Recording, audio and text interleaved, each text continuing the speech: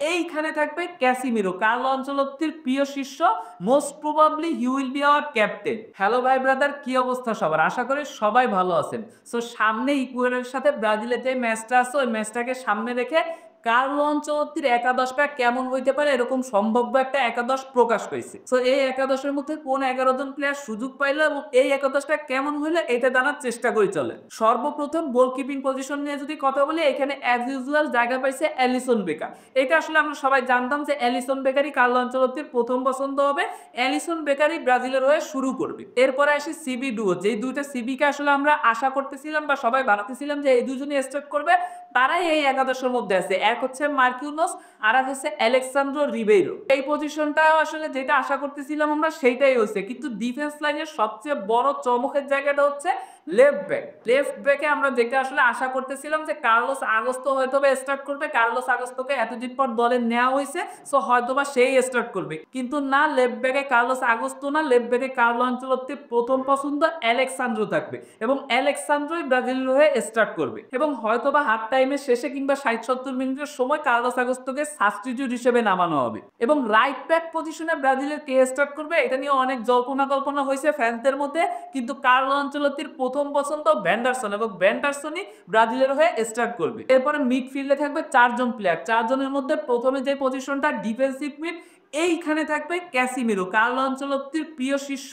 Most probably he will be hour captain. এবং এরপরে central পজিশনের দায়িত্ব পালন করবে দুইজন প্লেয়ার, এক হচ্ছে গার্সন এবং অন্যজন হচ্ছে ব্রুনো গুইমারেস। দেখেন এই যে ব্রুনো গুইমারেস সেন্ট্রাল মিড হিসেবে শুরু করার সবচেয়ে বড় বেনিফিটটা হচ্ছে ব্রাজিল যদি একটু ডিফেন্সিভলি খেলার প্রয়োজন হয় কখনো, তখন হুট করে সাব করে দেওয়ার প্রয়োজন হবে না। ব্রুনো গুইমারেস কিন্তু এটাকে হ্যান্ডেল করবে।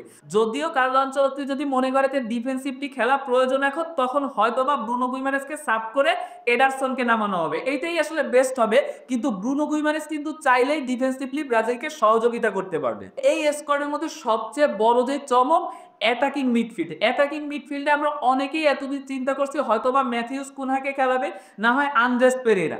কিন্তু এই পজিশনটা কার্লো আনচেলত্তির চিন্তা ভাবনা সবার মাথার উপর দিয়ে গেছে। মানে কার্লো আনচেলত্তি এইখানে সবচেয়ে বড় একটা চমক রাখছে, সেইটা হচ্ছে এস্তেভাওকে এখানে খেলানো হবে। মানে এই এস্তেভাও উইলিয়ামসের দলে সুযোগ পাইতে পারে এটাও আসলে আমরা অনেকে চিন্তা করি নাই, কারণ যেহেতু রাইট ব্যাক পজিশনের প্লেয়ার সে এবং ওই পজিশনে অ্যান্থনি দুর্দান্ত পারফরমেন্স করতেছে, অ্যান্থনিকে রেখে তাকে যে স্টার্ট করাবে এইটা হয়তো আমরা কেউই কল্পনা করি নাই। কিন্তু কার্লো আনচেলত্তি এখানে অন্য একটা গেম খেলছে। আমাদের সবার চিন্তা ভাবনা বাইরে যে জিনিসটা ছিল সেটা হচ্ছে এস্তেভাও উইলিয়ানকে মিডফিল্ড হিসেবে খেলাবে, অ্যাটাকিং মিডফিল্ড পজিশনে এস্তেভাও উইলিয়ান স্টার্ট করবে।